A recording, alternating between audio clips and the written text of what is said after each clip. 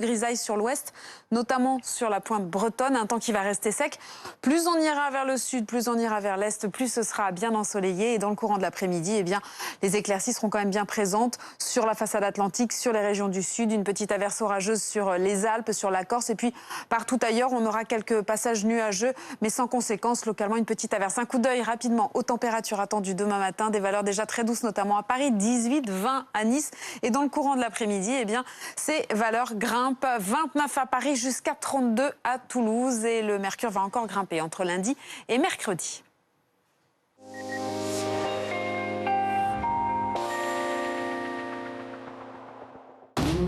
C'était la météo avec Mondial Piscine. Mondial Piscine, des piscines sur mesure conçues pour durer.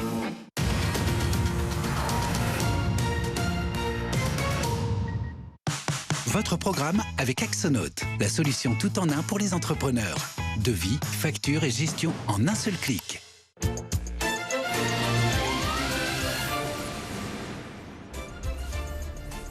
Il est 20h, bonsoir à tous et bienvenue dans 7 jours BFM, votre magazine d'actualité en images et en débat. Au sommaire ce soir, 8e samedi dans la rue pour les opposants au vaccin et au pass sanitaire, 215 manifestations, 5 défilés à Paris et en attendant les chiffres de la mobilisation qui confirment la baisse, quelques incidents à noter.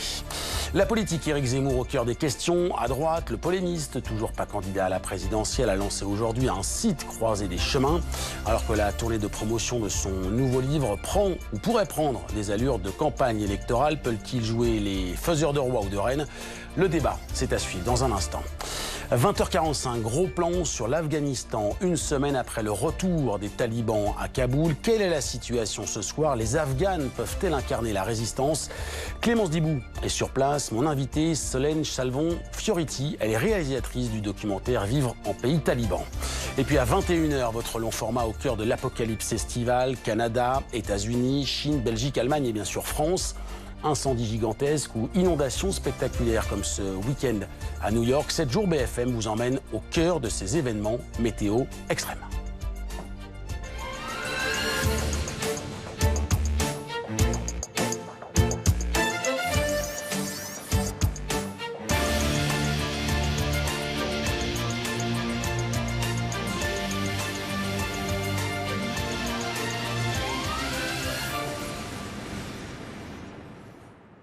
Voilà donc pour le sommaire complet de cette émission jusqu'à 22h. C'est une première. Le 8e samedi de mobilisation des anti-vaccins et anti-pass sanitaires a donc donné lieu, je vous le disais, à des débordements, des incidents sur une terrasse à Montpellier, à Nantes, dans un centre commercial. Et ce face-à-face tendu à Paris, dans un centre commercial du quartier des Halles.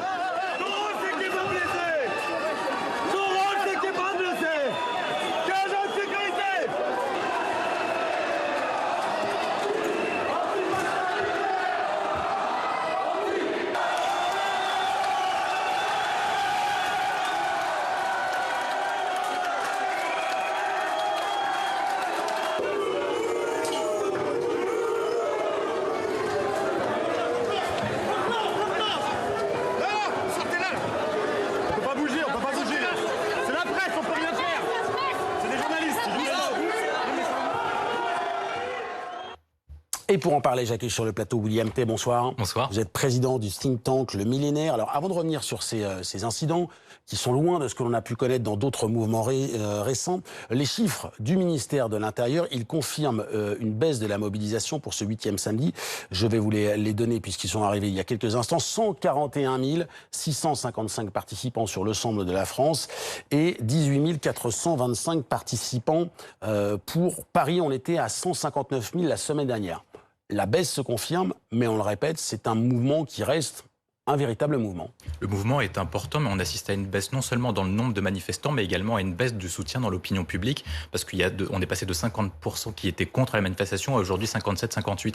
Donc en fait, Emmanuel Macron est en train de gagner la première étape qui s'est passée pendant l'été depuis son discours du 12 juillet sur la question de la bataille de l'opinion publique et sur la question d'imposer le pass sanitaire, et dans la mesure où le pass sanitaire est de plus en plus accepté. Nous n'avons pas eu de problème sur la question de l'acceptation et sur l'application du pass sanitaire. À partir de maintenant se joue plutôt la seconde étape qui peut passer d'une manifestation anti-pass sanitaire à une manifestation anti-Macron, parce que différentes personnes ou différents groupes peuvent s'agglomérer et utiliser le prétexte du pass sanitaire pour faire de revendications politiques et sociales, notamment, j'ai en tête la question de la CGT qui a appelé à manifester le 14 septembre. Parce qu'on avait annoncé une rentrée sociale chargée, donc 4 septembre, c'est le début de la rentrée. 11 septembre, il y a déjà des rendez-vous qui sont pris pour la semaine prochaine, et 14 septembre, effectivement, les syndicats. Une question, il y a a priori moins de manifestants, selon les chiffres officiels, dans la rue, et il y a pour la première fois des incidents.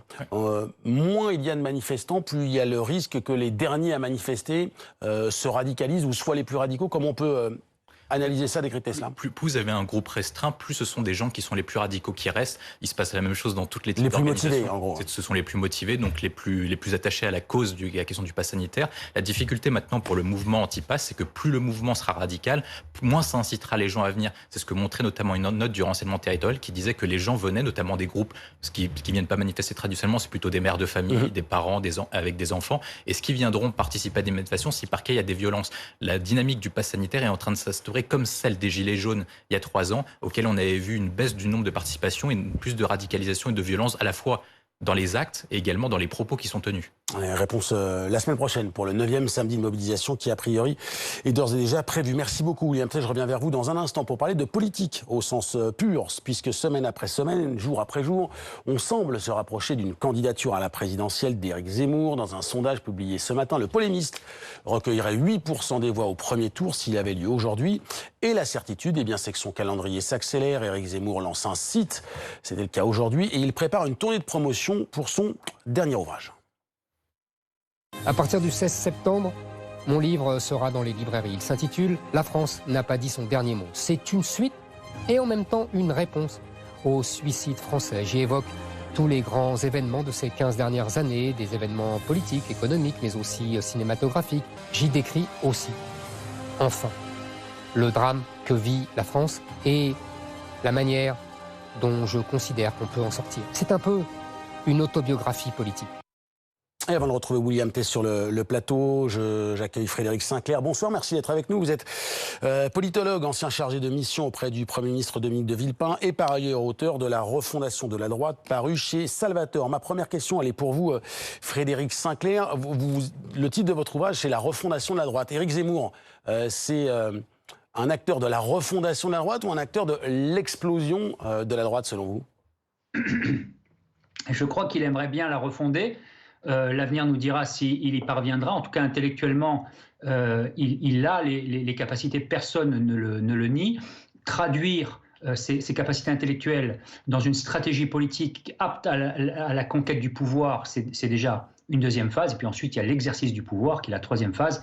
Et là, manifestement, on est assuré de rien au jour d'aujourd'hui. Donc, vous répondre aujourd'hui, est-ce qu'il va pouvoir refonder la droite? Je ne sais pas.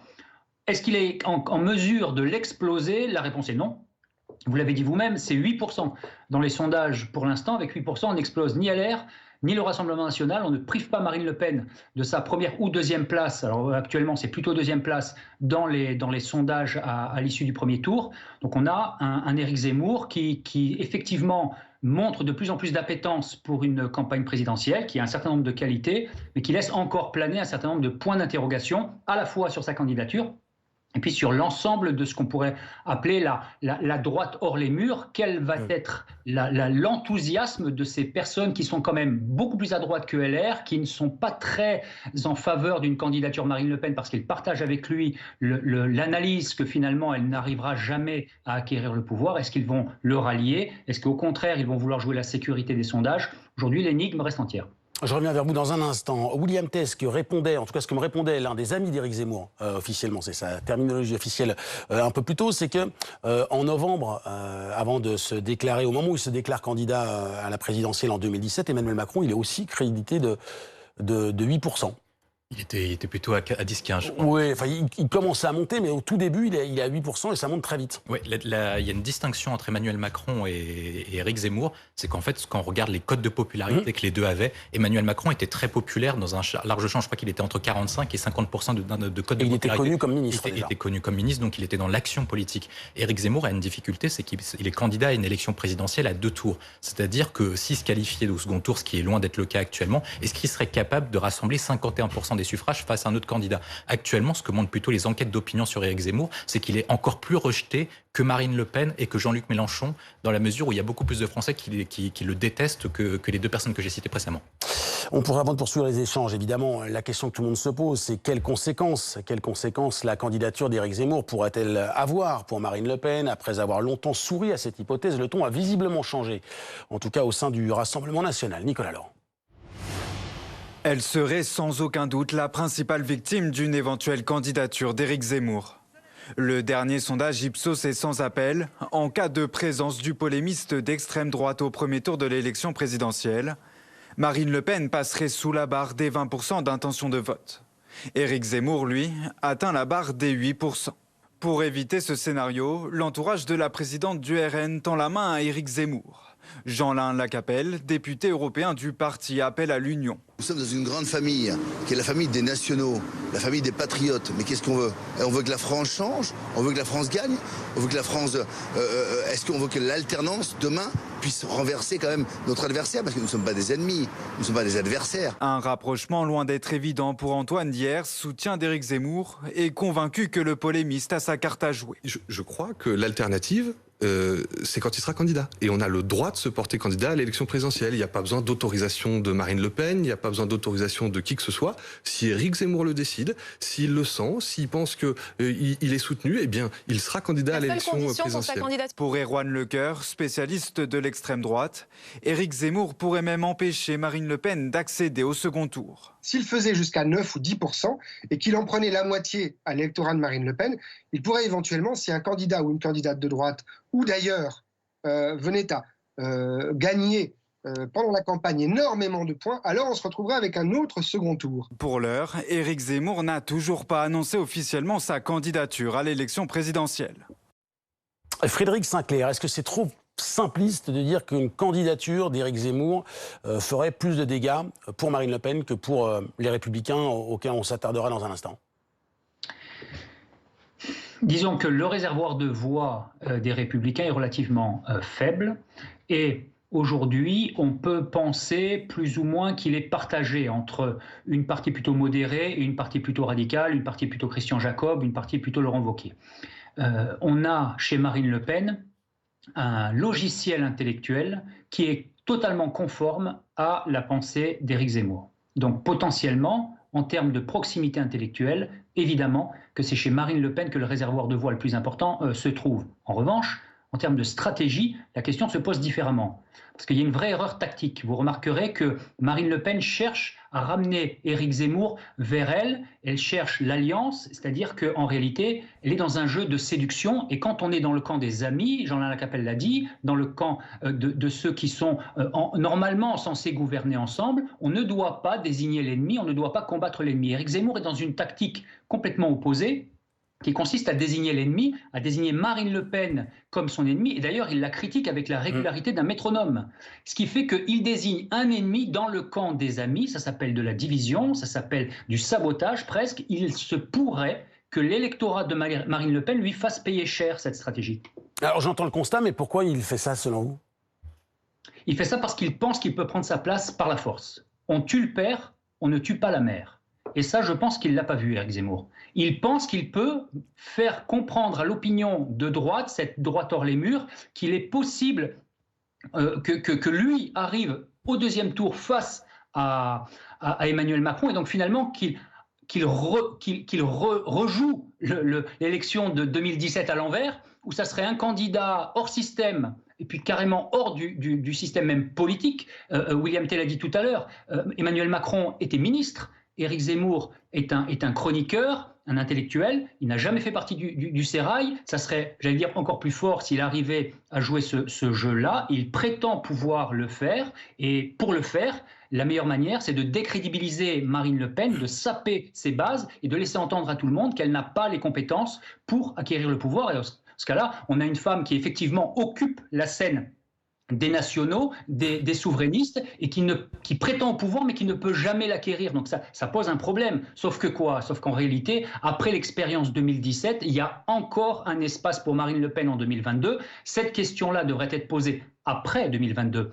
Éric Zemmour prétend le faire avant l'élection présidentielle, prétend en quelques mois renverser 11 millions d'électeurs, hein, c'était 10,6 millions exactement en 2017, le score de Marine Le Pen au second tour, ce qui est du point de vue des électeurs de Marine Le Pen, probablement un peu trop prétentieux, d'où la défiance.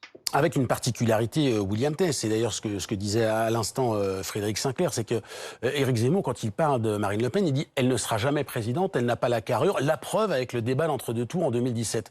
Lui, visiblement, se sent de taille à affronter le suffrage universel, peut-être on le verra, mais en tout cas affronter Emmanuel Macron, l'ensemble des leaders politiques en face à face sur un terrain médiatique en tout cas. C'est ce qu'il fait notamment dans une chaîne plutôt concurrente où il fait ça une fois toutes les semaines, je crois, où il affronte une personnalité, que ce soit un ministre ou une personnalité de droite. Je ne regarde pas à cette heure-là, je travaille ici. Donc...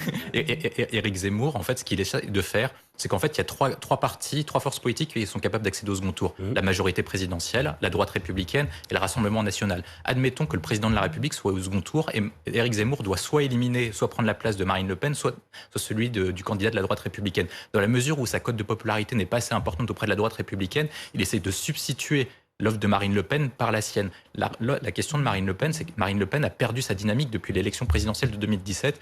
On voit un effritement de sa cote de popularité, de ses intentions de vote, une sorte de tassement depuis le débat du second tour qui s'est accentué depuis la défaite aux élections régionales. On assiste maintenant à une baisse de Marine Le Pen. C'est la première fois depuis octobre 2012 que Marine Le Pen passe en dessous de la barre des 20% d'intention de vote. Donc sa question de sa qualification au second tour est remise en cause.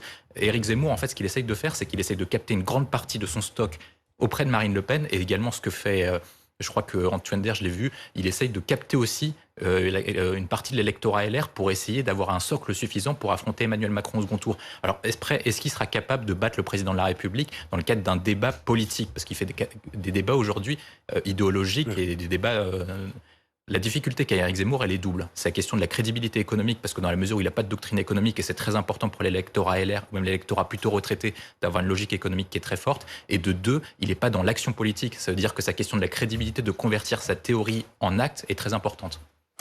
Vous faites la transition, merci beaucoup William Tay, pour parler des Républicains. Avec cette image en direct, c'est au Parc Floral, Paris, vers la porte de Vincennes, avec les jeunes Républicains qui faisaient leur entrée. Et cette femme de dos, c'est Valérie Pécresse, qui était très attendue, qui a été longuement applaudie quand son visage est apparu sur la scène, alors que le visage de Xavier Bertrand, lui, a été hué par quelques sympathisants. On va écouter justement, avant de parler du panorama chez les Républicains, on va écouter Valérie Pécresse, c'était un peu plus tôt.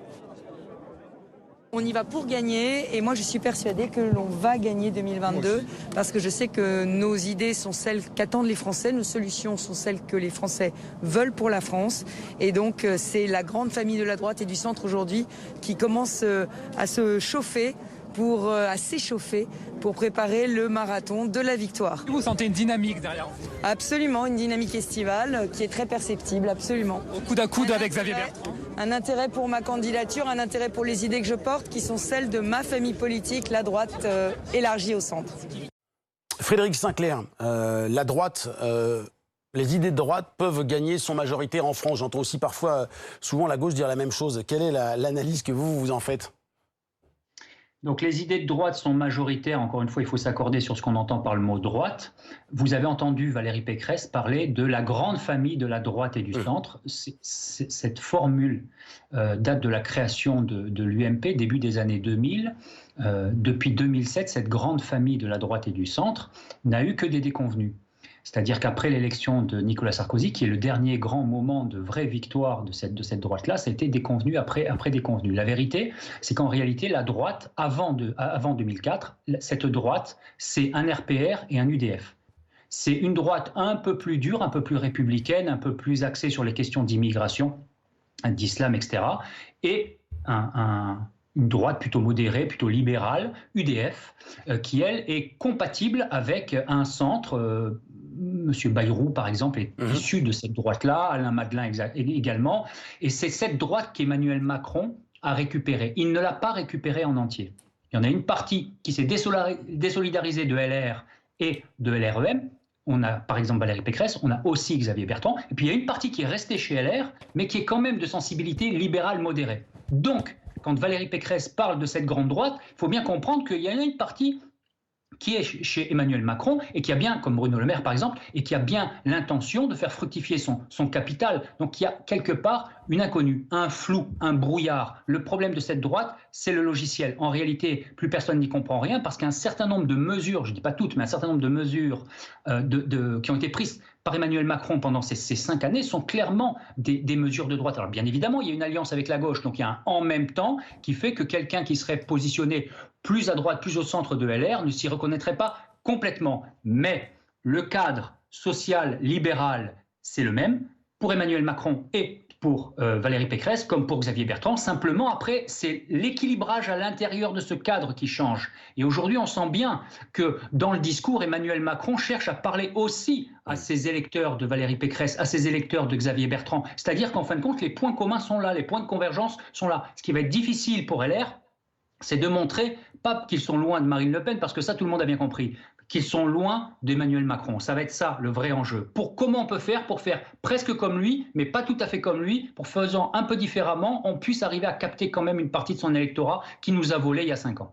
William Tell, la problématique, c'est que ce que disait à l'instant Frédéric Sinquet est totalement juste, c'est que certaines des mesures économiques d'Emmanuel Macron auraient pu être prises par les Républicains. Donc c'est-à-dire que pour se démarquer, il faut aller sur d'autres terrains, le régalien qui est la faiblesse supposée d'Emmanuel Macron, et que là, ça ramène sur la droite de la droite, et parfois sur le Rassemblement national, et que tout est effectivement dans cet équilibre, dans ce jeu de dupes, dans ce schéma à trouver, à affiner.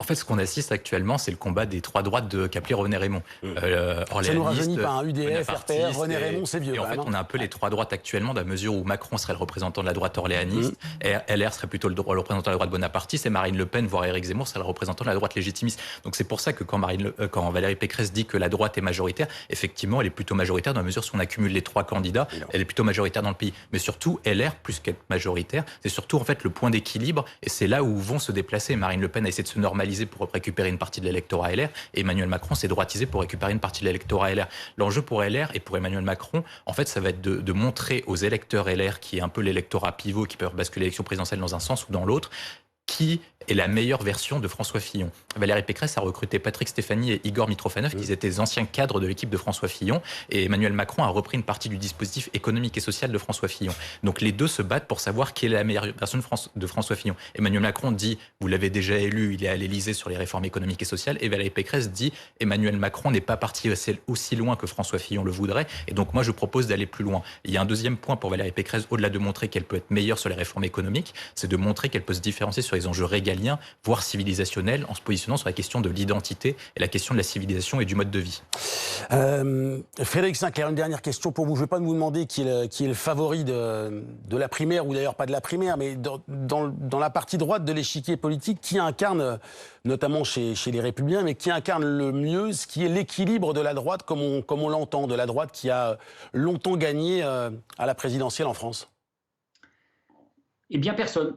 Et c'est ça la difficulté, c'est-à-dire qu'il n'y a pas de leader naturel et il n'y a pas, surtout, de leader qui puisse à la fois exprimer une forme de charisme qui saisirait au-delà de son camp et puis de volonté d'énergie rassembleuse qui puisse parler à la fois à ceux qui se trouvent proches d'Emmanuel Macron et ceux qui auraient tendance déjà à être partis du côté de Marine Le Pen. En revanche, il y a des personnalités intéressantes. Il y a des personnalités intéressantes parce que dans ce cadre social-libéral que j'évoquais tout à l'heure, il y a des personnes qui cherchent à créer des chemins nouveaux. On a par exemple David Lisnard, qui a publié un livre sur la culture, dont on parle de plus en plus, qui n'a toujours pas manifesté son intention d'être présent à la primaire, mais on en a parlé quand même un tout petit peu. La notion de droite culturelle, elle n'est pas si éloignée de ça que la notion de droite civilisationnelle. Donc vous voyez bien que quand on parle de civilisation, c'est un terme que j'emploie abondamment dans mon second livre, La droite face à l'islam, parce qu'il me semblait déjà en 2016 que c'était l'enjeu crucial, clé. On n'a pas de droite civilisationnelle en France, elle reste à créer. Donc il y a besoin aujourd'hui de faire de ce sujet qui n'est qu'un mot, finalement, basé sur le livre d'Huntington en 1996, le choc des civilisations, de faire de ce mot une réalité, pas seulement pour dénoncer un prétendu choc, d'ailleurs qui n'est plus prétendu, qui commence à s'incarner, disons plutôt une friction, mais pour en faire un paradigme, pour en faire quelque chose qui permette à la droite de réfléchir. Personne ne se situe là-dessus. Alors on a quoi? On a des personnalités plutôt autoritaires. Éric Ciotti qui veulent rétablir l'ordre, rétablir une forme de sécurité. Et puis on a des personnes qui cherchent à montrer que le régalien, ça les intéresse. C'est Valérie Pécresse, c'est Xavier Bertrand. Ces personnes-là, on le sait, ont un logiciel plus modéré. En revanche, elles cherchent aussi à capter l'électorat d'Emmanuel Macron. Elles cherchent à embrasser largement. Donc c'est un discours très économique, un discours qui se veut beaucoup plus large, celui d'Éric Ciotti beaucoup plus rassemblé sur le régalien. Vous voyez bien qu'en fait on a des figures d'un côté et de l'autre, ce que disait tout à l'heure William T, un côté plutôt bonapartiste autoritaire ou un côté plutôt orléaniste économique modéré, et on n'a personne au milieu qui sache faire la jonction. Merci beaucoup Frédéric Sinclair, je suis contraint de vous couper, merci beaucoup. Nous aurons évidemment l'occasion de reparler de toute cette droite avec vous. Je précise, David Lisnard, c'est le maire de Cannes, pour les téléspectateurs qui ne savent. Merci beaucoup William T, je reviens vers vous dans un instant. Nous serons également en direct de Kaboul pour faire le point une semaine après le retour des talibans et puis l'actu politique évidemment qui tourne autour de cette question. Quelles conséquences a la possible candidature d'Éric Zemmour à la présidentielle? À tout de suite.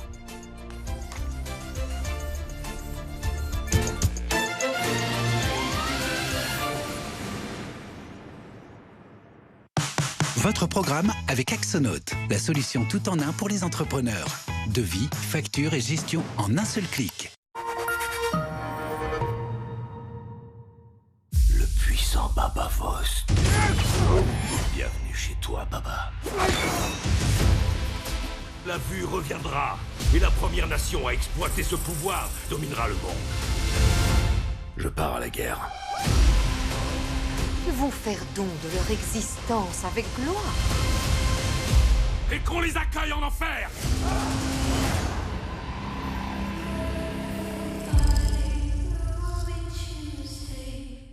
Casting mascotte feu vert, le requin. Salut les crevettes, c'est encore moi. Bah allez-y. Chez Feu Vert, un pneu acheté, c'est un pneu acheté. Non, un pneu acheté, c'est un pneu offert. Offert? Mais non, c'est beaucoup trop. Un pneu acheté, un porte-clés offert. Non. Un pins alors? Mais non. Un mug. Une casquette. Une clé USB. C'est lourd là. Un sandwich ton mayonnaise. Il est pas né le poisson qui va me remplacer. En ce moment, chez Feu Vert, un pneu acheté, c'est un pneu offert. Il est complètement marteau ce requin. Il partage vos rêves, vos joies, votre vie. C'est bon de savoir que votre nouveau canapé poltronné sofa est prêt à vous accueillir et à prendre soin de vous. Découvrez sans tarder la collection Novella, un véritable lit pour bien travailler à 789 € ou un relax électrique pour toutes les situations, toutes à 989 €. Nous vous attendons dans nos magasins pour découvrir cette qualité de vie, ce fait main en Italie. Poltrone sofa, authentica qualità. Et voilà! Cristalline a toujours eu une approche visionnaire et novatrice en matière d'économie circulaire. Cristalline a créé sa propre usine de plastique recyclé dans le Nord. Cela permet d'intégrer directement du plastique recyclé dans la fabrication de nos bouteilles. Mais Cristalline va plus loin, en installant des machines qui collectent des bouteilles vides pour les recycler en nouvelles bouteilles. Aujourd'hui, les bouteilles 1,5 litre Cristalline intègrent 25% de plastique recyclé. Ce n'est pas par hasard si aujourd'hui Cristalline est choisie par plus d'un foyer sur deux. Grâce à vous, Cristalline est l'eau préférée des Français. Eh oh, c'est pas Versailles ici, hein. C'est pas Versailles, oh, c'est la pub. Mais oh, pas Versailles ici. Hop. C'est pas Versailles ici, la pub. Vous connaissez la pub? Mais c'est pas Versailles. Hop. On est chaque jour un peu plus nombreux à faire des économies d'énergie. Avec Total Énergie, c'est simple. Une énergie jusqu'à 10% moins chère et des services pour réduire votre consommation.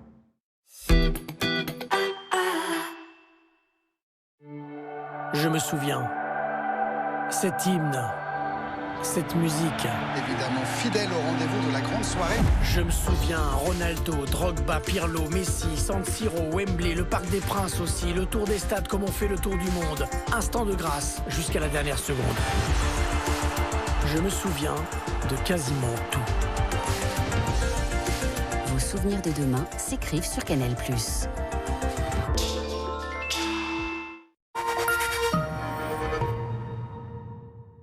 Ne rien faire n'est pas perçu comme une occupation.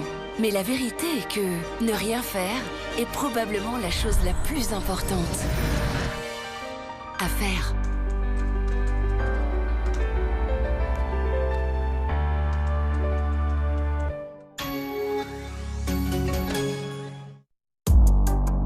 Pour votre emménagement, faites carton plein avec un nouveau contrat d'énergie et 80 € offerts chez La Redoute. Appelez vite le 3101. j'agis avec Engie. Cofidis présente Préjugé numéro 15. Les jeunes font toujours la fête. Préjugés. Pour le crédit aussi, oubliez vos préjugés. En ce moment, profitez d'un taux à 2,99% sur 48 mois.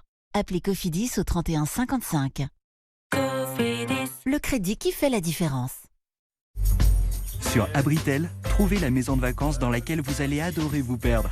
Avec un jardin assez grand pour y accueillir toute la famille. Il y a tant à découvrir. Réservez dès aujourd'hui la location de vacances où vous retrouvez sur Abritel. Tu vas voir, vous allez adorer notre nouvelle maison. Ah ouais?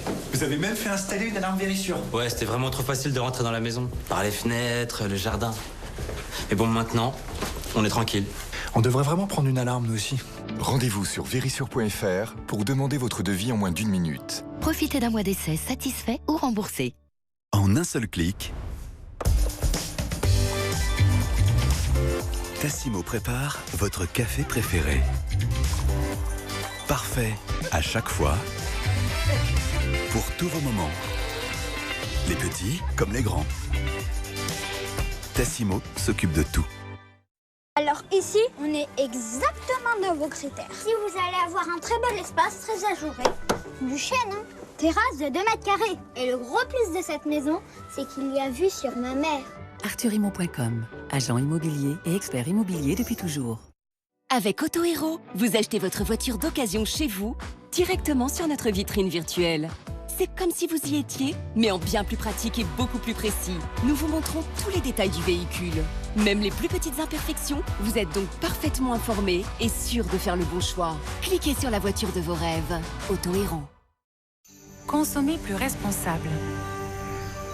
Un jour, le monde sera peut-être plus responsable, moins gourmand en ressources et en énergie, avec moins de déchets. En attendant, on peut agir dès aujourd'hui. En 2 ans, plus de 38 000 voitures assurées Maïf ont été réparées avec des pièces recyclées. Et on ne compte pas s'arrêter en si bon chemin. Agir pour une réparation auto plus responsable, c'est ça, être assureur militant aujourd'hui. Maïf, assureur militant.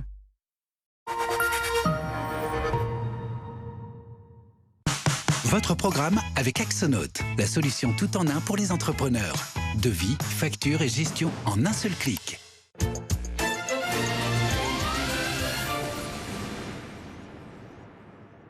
À 20h30 en direct, bienvenue pour la suite de 7 jours BFM. Le talk, le 8e samedi de mobilisation des anti-vaccins et anti-pass sanitaires a donc donné lieu à des débordements, des incidents légers sur une terrasse à Montpellier, à Nantes dans un centre commercial, mais aussi un face-à-face tendu à Paris dans un centre commercial du quartier des Halles. Images rassemblées et commentées par Émile Larco.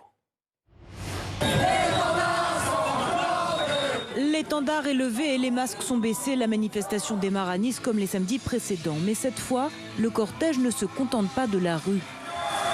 Direction la gare SNCF, un endroit symbolique pour protester contre le pass sanitaire.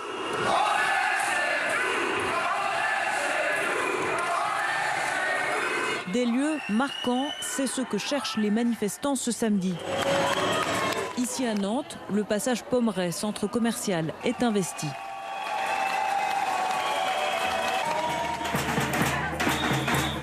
À Montpellier, ce sont les terrasses de café, avec toujours ce slogan. Et des chants des manifestations gilets jaunes.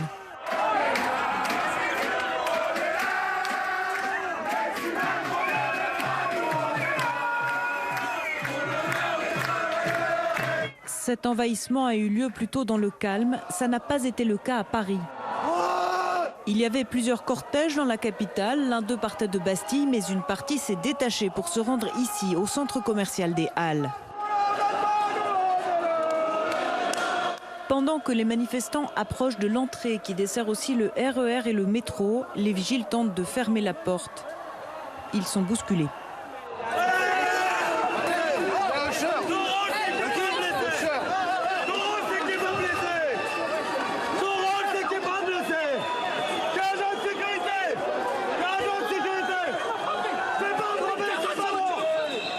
Ils parviennent au sous-sol.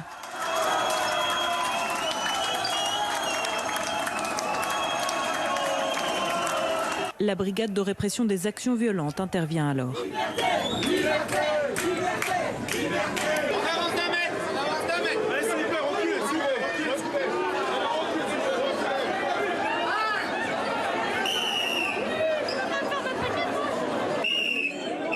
Plusieurs interpellations ont lieu. La brigade repart. Elle quitte les lieux sous les huées. Dans les autres cortèges parisiens, une ambiance de manifestation classique. Selon le ministère de l'Intérieur, les manifestants étaient 142 000 à travers la France contre 160 000 samedi dernier. De nouveaux cortèges sont prévus samedi prochain. Bonsoir Andréa Cotarac. Bonsoir. Merci d'être sur le plateau. Vous êtes membre du bureau politique du Rassemblement national. Si l'on en croit les chiffres officiels du ministère de l'Intérieur, moins de 142 000 personnes, c'est une baisse qui se confirme depuis 3 semaines. Et pour la première fois, des scènes qui rappellent d'autres scènes, moins violentes évidemment et très heureusement. Mais je pense notamment au mouvement des Gilets jaunes. Est-ce qu'il y a un risque de dérapage? Est-ce qu'il y a un risque que ce mouvement, qui était parfois très familial, prenne une mauvaise direction ou une autre direction selon vous? Non, écoutez, moi d'abord je salue le fait qu'il y a eu des manifestations massives durant tout l'été quand même. 215 aujourd'hui. C'est à noter. Maintenant, je voyais quelques débordements. Finalement, il n'y a pas grand-chose. C'est plutôt bon enfant. Moi, ce qui m'importe, en tout cas ce qui m'intéresse, c'est qu'à force d'ignorer le message des manifestations, à force d'ignorer même les référendums précédemment à Emmanuel Macron, finalement, quel est le moyen pour les Français de manifester ou de témoigner de leur mécontentement? Eh bien, c'est d'investir des lieux comme ça, de manière bon enfant. Moi, je condamne toujours la violence.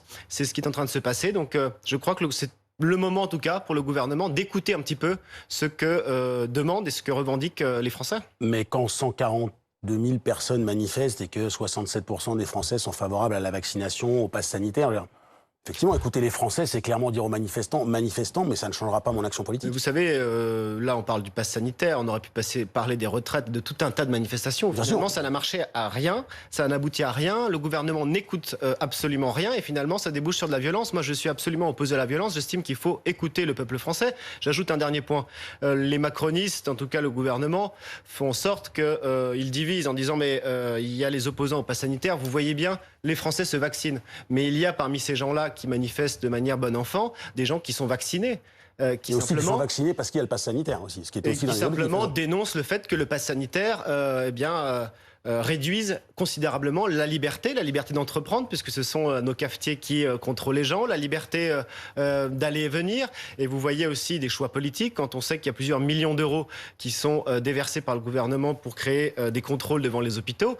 Un Français normalement constitué peut peut-être se dire, mais ces millions, peut-être qu'on aurait pu les servir différemment. Voilà. Je comprends l'opposition politique, mais honnêtement, le pass sanitaire, même étendu, ça ne nous empêche pas d'aller boire un verre, d'aller à l'hôpital. On aurait pu penser d'ailleurs que c'était une usine à gaz beaucoup plus compliquée à nous. Non, je pense que c'est beaucoup plus profond que ça et que c'est beaucoup plus grave. Ce n'est pas simplement une question de café. Qui s'entend évidemment. Ce n'est pas une question de café. Je pense que c'est un revirement total de la jurisprudence française qui existe depuis plus d'un siècle, où la liberté, c'est justement le principe, et les restrictions de liberté sont l'exception. Pour qu'il y ait restriction de liberté, il faut que ce soit nécessaire et proportionné. Manifestement, et de nombreux juristes le disent, ce n'est absolument pas proportionné justement. Donc c'est beaucoup plus profond qu'un simple café sur une terrasse. Et le Conseil d'État, évidemment, c'est prononcé. On va parler de politique pure, puisqu'on semble se rapprocher désormais d'une candidature d'Éric Zemmour à la présidentielle. Dans un sondage publié ce matin, le polémiste recueillerait 8% des voix au premier tour, si ce premier tour avait lieu aujourd'hui. Et dans le même temps, il accélère son calendrier, il lance un site et prépare sa tournée. Un autre signe, les Je t'aime moi non plus, notamment hier, entre le polémiste et le Rassemblement national. Maëva Lamy.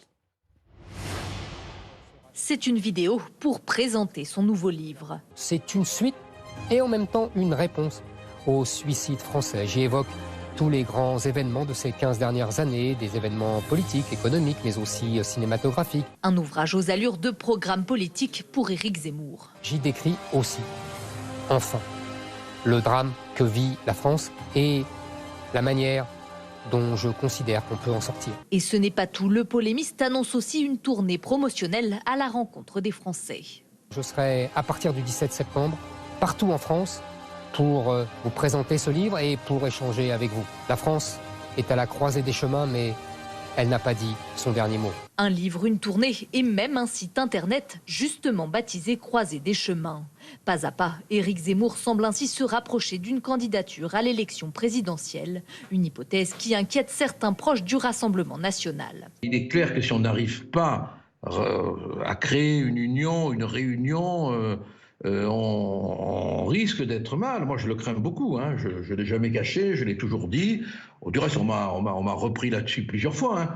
Mais c'est l'union qui fera la force. Mais l'essayiste peut-il réellement fragiliser Marine Le Pen? C'est précisément ce qu'il tente de déterminer, selon certains éditorialistes. Il a lancé un test.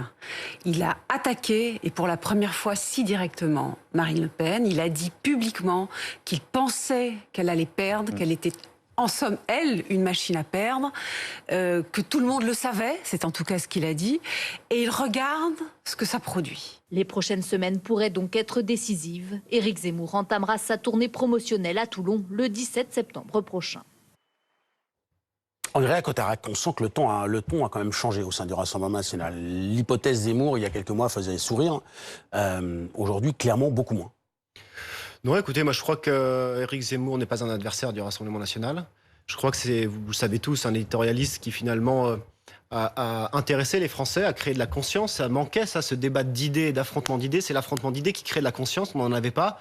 On peut lui reprocher beaucoup de choses. On peut l'aimer, le détester. Mais ça, je ne pense pas qu'on puisse lui reprocher. Il a créé de la conscience, créé un intérêt finalement pour le débat public et la chose publique. Maintenant, on a dans toutes les grandes familles politiques parfois plusieurs candidats.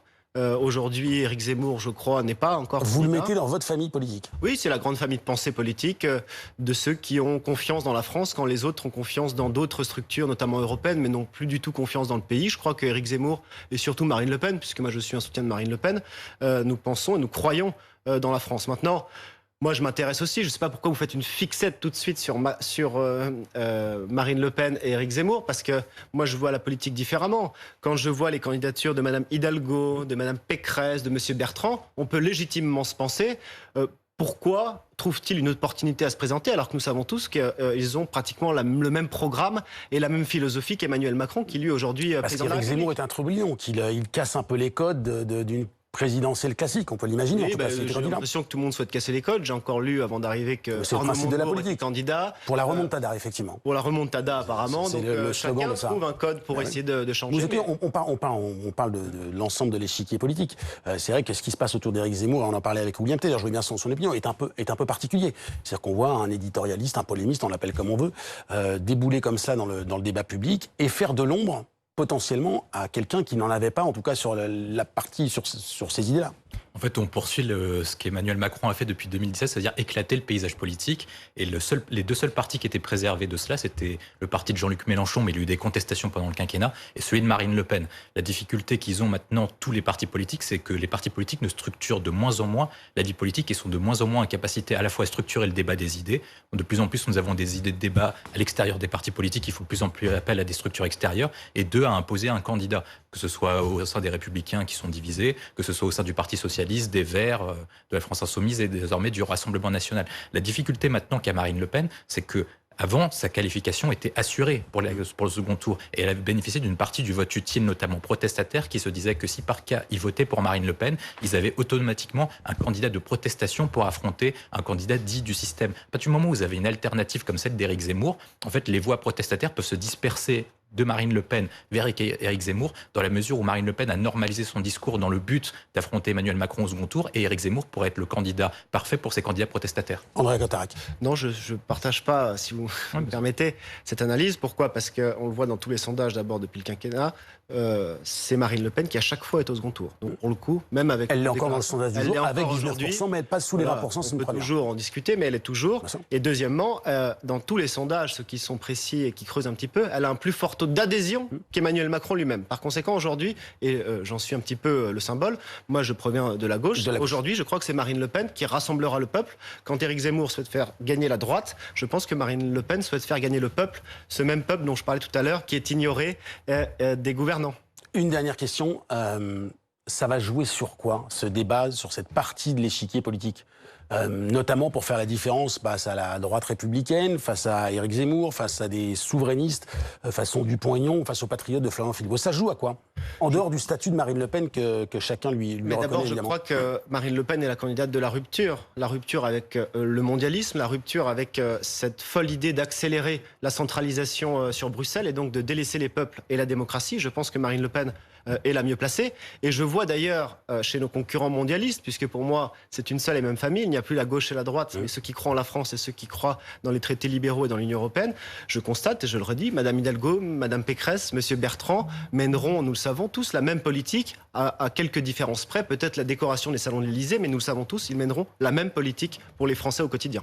Ça veut dire que William Tay, qui a une façon forcément aujourd'hui à la fois de cornériser un peu Éric Zemmour quand on est au Rassemblement national, ce qui se comprend, mais qu'en même temps, l'élargissement s'annonce compliqué pour passer directement à l'Élysée en cas de deuxième tour. Ce qu'on voit depuis que Marine Le Pen est devenue présidente du Rassemblement national en 2010-2011, c'est qu'elle est progressivement montée jusqu'à l'élection présidentielle 2017, jusqu'à atteindre 30% d'intention de vote au premier tour de l'élection présidentielle. La difficulté qu'elle a, c'est qu'elle subit un tassement des intentions de vote au premier tour depuis son débat raté à l'élection présidentielle de 2017 face à Emmanuel Macron. Et donc, du coup, elle a une perte de crédibilité économique qui est notamment très importante pour attirer à soi les électeurs LR retraités qui sont inquiets sur ces questions économiques. Elle a un deuxième enjeu désormais, c'est que depuis qu'elle a perdu les régionales, il y a un effritement désormais même au sein du premier tour, alors qu'avant, il y avait un tassement. Elle perd des voix. Elle est passée d'environ 28 à 30% à désormais 19, selon configuration, à 22. Et donc, du coup, sa qualification n'est pas automatiquement assurée dans le cadre du second tour.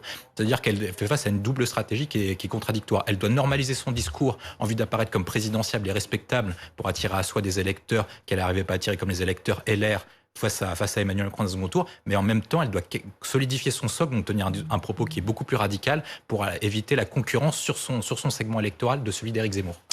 C'est compliqué parfois la politique, oui, c'est compliqué. Mais vous en faites, et c'est tout à votre honneur évidemment, une question d'idée, mais parfois, vu de l'extérieur, on a le sentiment qu'on est plus dans la question de personne, parfois, que là, en l'occurrence, pour certains, en tout cas pour Éric Zemmour, Marine Le Pen n'incarne plus justement la rupture, Si, je crois qu'elle incarne la rupture. Pour beaucoup de ses partisans, évidemment. Avec beaucoup de solutions, et pour beaucoup de Français. Je le répète, quand même, tous les sondages considèrent Vous avez raison de le rappeler, on le répète évidemment. Mais pour prendre un auteur de gauche pour changer, Karl Marx disait que la politique, c'était toujours un temps nuageux. Bon, un jour, les nuages s'en vont, mais je fais une grande différence, moi, entre les élections régionales et les élections présidentielles. Le peuple, et notamment les classes populaires, savent que c'est cette élection-là qui change tout. Si Marine Le Pen n'a pas gagné de région, je tiens quand même à préciser qu'Emmanuel Macron n'en a gagné absolument aucune, et que peut-être dans la moitié des régions, il n'était même pas au second tour. Donc c'est une élection différente, c'est une élection qui finalement est à la croisée des chemins. J'espère que Marine Le Pen fera ce qu'elle a. C'est-à-dire que vous ne craignez pas que la désaffection des électeurs du Rassemblement national pour les régionales ne se reproduise et ne soit pas quelque chose de plus de la tendance de fond plutôt que quelque chose de très ponctuel. Non, je crois que vraiment l'élection présidentielle, c'est une élection qui peut tout changer sur 5 ans, changer la philosophie de l'État, les rapports entre les citoyens et le politique, et que les élections régionales, peut-être à force de les avoir reportées, à force d'avoir le Covid, à force de ne pas écouter le peuple, finalement désintéressent le peuple. Je vous prends un exemple sur la Provence-Alpes-Côte d'Azur.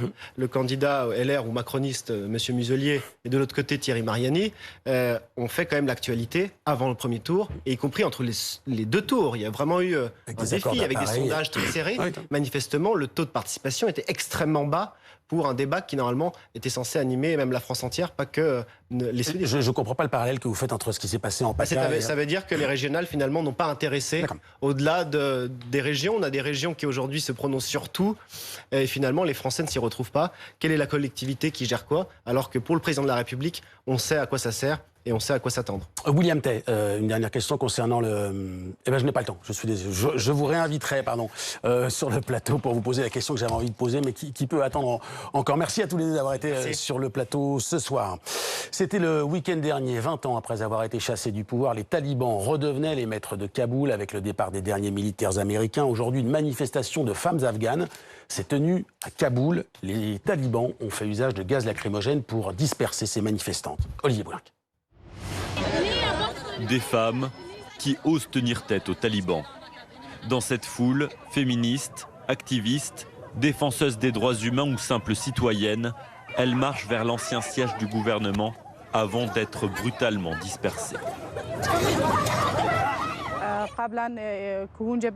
Nous n'avons pas pu atteindre le bâtiment. Avant d'y arriver, les talibans se sont servis de leurs tasers et ont utilisé des gaz lacrymogènes contre nous.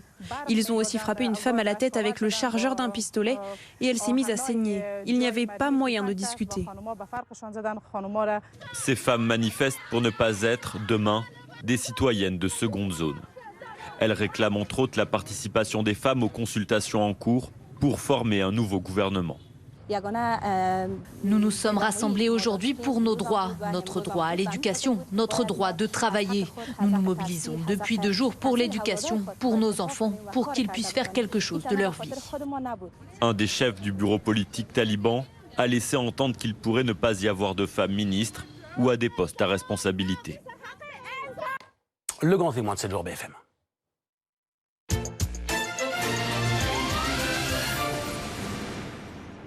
Pas grave. Bonsoir Solène Salvon-Fioriti, merci d'être avec nous. Bonsoir. Vous êtes réalisatrice du documentaire Vivre en pays taliban. Vous me gardiez en regardant ces images. Je la connais et c'est la question que j'allais vous poser. La première question, une semaine après l'arrivée des talibans, est-ce que vous avez des nouvelles des gens avec qui vous avez travaillé sur place ? Oui, on parle avec eux tous les jours, puisque d'abord ils ont été un grand nombre à essayer de s'enfuir sans y parvenir, puisque comme vous le savez, il y a encore des centaines de personnes qui sont d'ailleurs sur les listes du Quai d'Orsay et que nous n'avons pas réussi à faire sortir, surtout des femmes, parce que les femmes seules n'allaient pas à l'aéroport. Vous savez que l'Afghanistan, c'est un pays très conservateur et patriarcal. On n'envoyait pas les femmes seules, si vous voulez, au front. Donc en fait, on a fait surtout fait partir des familles et des hommes, puisque les hommes, c'est la première force, si vous voulez, de l'emploi en Afghanistan. Et du coup, les femmes, comme Azita, que nous avons vu sur vos images, les femmes sont seules. Ces femmes-là, en plus, comme Azita, encore une fois, qu'on a vu à l'écran, celles que vous voyez manifester, ce qui est intéressant, c'est que ce sont des femmes, je le sais parce qu'on a des consoeurs qui sont aussi dans les manifestations, ce sont des femmes qui sont vraiment le pur produit de la classe moyenne de ces 20 dernières années, qui vous noterez qu'elles ne parlent pas anglais, elles n'ont pas de réseau, donc elles n'ont pas pu en plus bénéficier de tous ces contacts qui ont permis à des gens de s'enfuir. Et donc là, en fait, elles prennent la parole à un moment complètement inouï, puisqu'il y a 5 jours encore, Kaboul était vraiment le théâtre d'affrontements extrêmement violents. Donc c'est un courage physique qui ébahit tout le monde, et même les gens qui connaissent bien l'Afghanistan, parce que là, vous les voyez ensemble et vous ne savez pas comment elles vont rentrer chez elles, vous ne savez pas comment elles vont à la manifestation, vous ne savez pas si les frères, les pères, les oncles ne sont pas déjà en train d'être intimidés.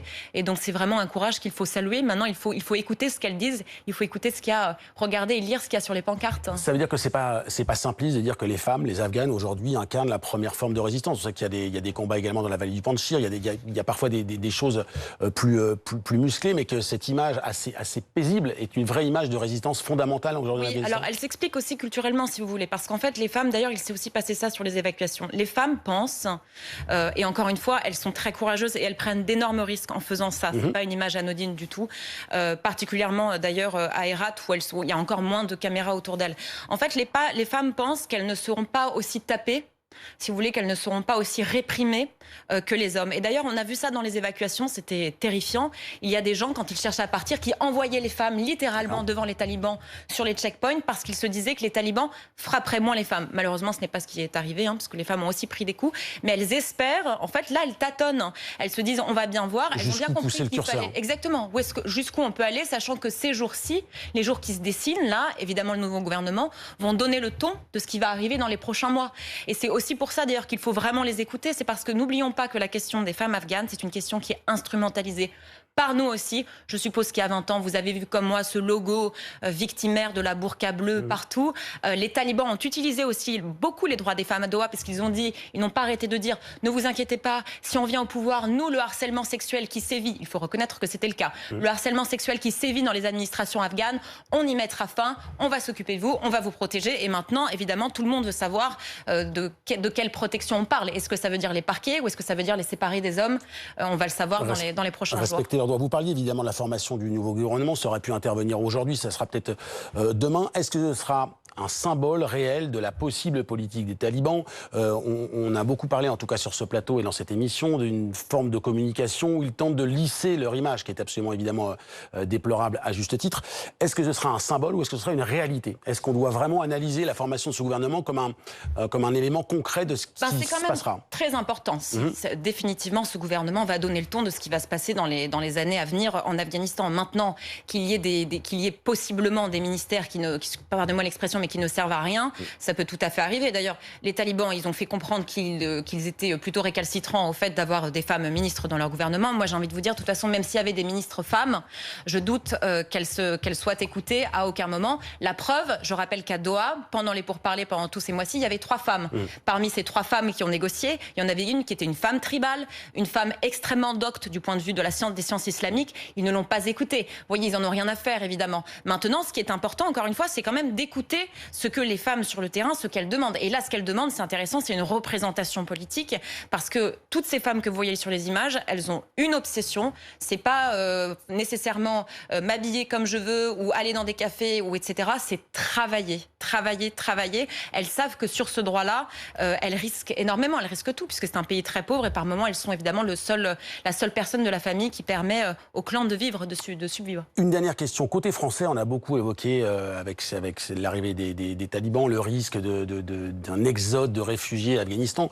Juste pour qu'on comprenne bien, c'est aussi un pays qui est extrêmement enclavé, extrêmement fermé, et que le sens de ma question, c'est que les Afghanes, comme les Afghans, mais qui ne sont pas talibans, sont clairement enfermés et isolés désormais du reste du monde. Bien sûr, ils sont complètement contenus, mais vous avez vu les frontières qu'ils ont. Ils ont le Turkménistan, qui est l'équivalent de la Corée du Nord. Iran, le Pakistan, où on sait qu'hier, ils ont tiré sur des gens à la frontière. L'Iran fait la même chose. Ils ne sont contenus, les Afghans.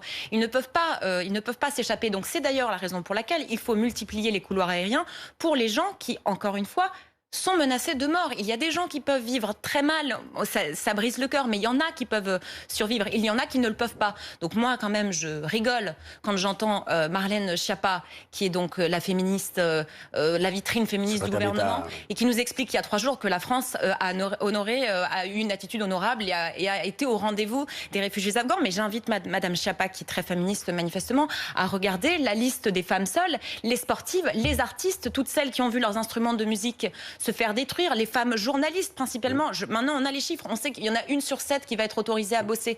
Vous vous rendez compte, l'industrie des médias, du divertissement, ce que ça va représenter ? Merci. Désolé, je suis contraint de vous couper. C'est évidemment passionnant, mais sachez qu'évidemment vous serez la bienvenue sur ce plateau pour continuer à suivre la situation en Afghanistan. Merci beaucoup d'avoir été avec nous ce soir. Dans un instant, 7 jours BFM Le Doc, et je vous le disais, il est consacré, ce reportage exceptionnel, à l'été apocalyptique que nous avons connu au niveau météo. C'est dans un instant, à tout de suite.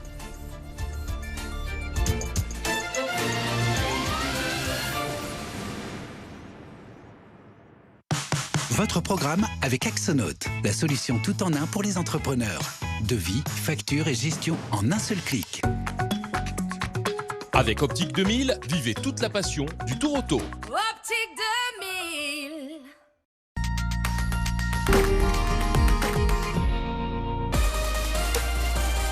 Pour sa dernière étape, le Tour Auto Optique 2000 s'est offert l'un des plus beaux circuits de France, le Paul Ricard au Castellet en Provence.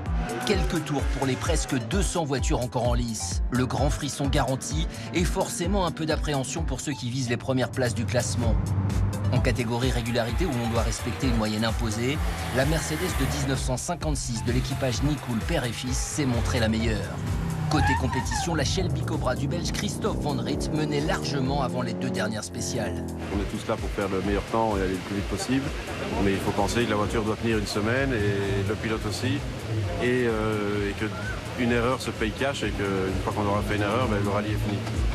Pour tous les concurrents, l'objectif portait un nom, Nice et la promenade des Anglais, épilogue idéal de cette 30e édition du Tour Auto Optique 2000.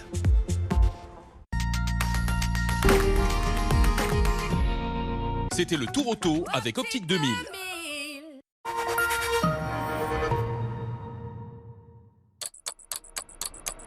C'est bientôt l'heure de votre match. Soirée pizza? Mais non, c'est vite fait. Une soirée foot, c'est avec des pizzas, sinon c'est gâché. Qu'est-ce que tu racontes, Mo? Faut évoluer, c'est fini ça. C'est fini, Mo, hein. On n'est plus en 98. Hein.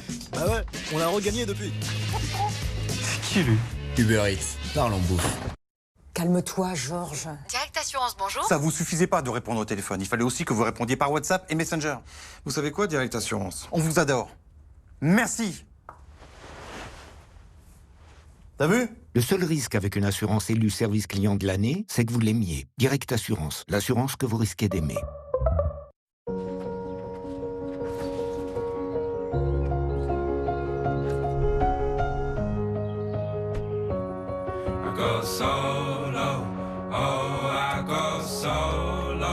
Renault Zoé 100% électrique, jusqu'à 395 km d'autonomie pour aller partout où la vie vous mène. Découvrez Renault Zoé E-Tech à partir de 139 € par mois et profitez des journées portes ouvertes du 16 au 20 septembre. Avec Total Energy, c'est simple de maîtriser sa consommation. C'est pas... Soyez alertés et suivez votre consommation d'énergie en temps réel avec la clé ConsoLive. Et avec le pack déménagement, prenez la main sur votre consommation dès votre installation avec la clé ConsoLive et un rendez-vous conso offert. Souscrivez au 3099 ou sur totalenergy.fr.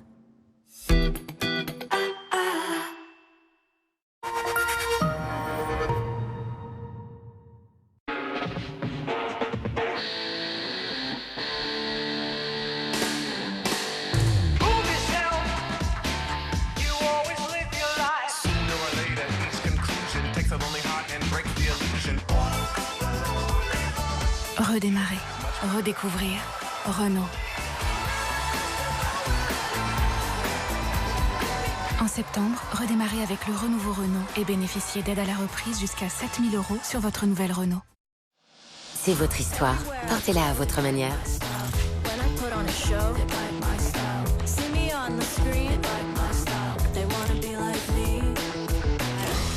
Découvrez de nouvelles manières de porter votre charme. Pandora. Autohéros, achetez votre voiture d'occasion en ligne et profitez de notre vitrine virtuelle confortablement depuis chez vous. Vous commandez, Autohéros livre gratuitement la voiture que vous voulez, là où vous voulez. Et vous achetez en toute sécurité avec le retour sans frais sous 14 jours. Autohéros. 2024, l'année des Jeux Olympiques et Paralympiques en France. L'année de ceux qui se préparent depuis des années.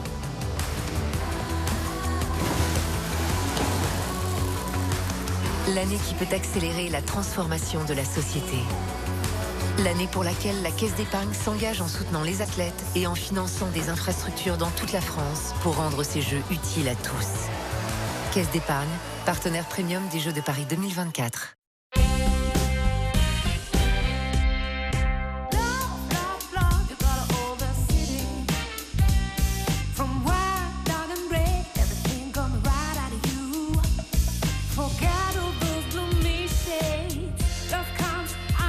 Le style, ça ne s'achète pas. Quoique. En ce moment, l'édition Citroën C3 U tout équipée est à partir de 159 € par mois, sans apport, avec garantie et assistance offerte pendant 4 ans.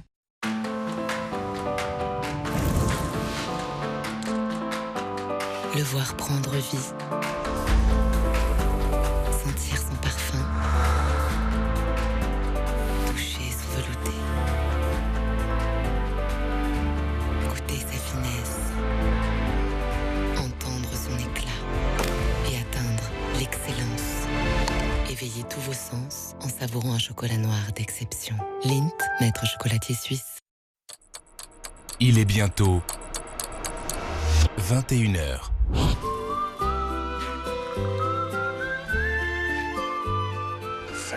Du grain à la tasse, savourez le meilleur de l'expresso avec des Longhi.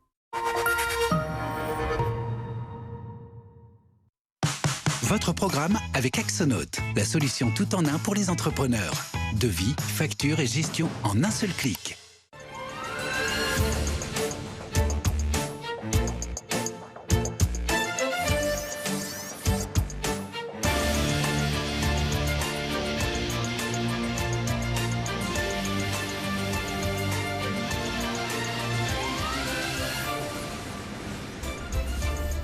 Bonsoir à tous, il est 21h, bienvenue sur le plateau de 7 jours BFM Le Doc. Dans un instant, un été qui restera marqué par des événements climatiques hors normes. Nouvelle illustration aux États-Unis où après avoir dévasté la Nouvelle-Orléans en début de semaine, Aïda a submergé New York, des avenues transformées en torrents, des escaliers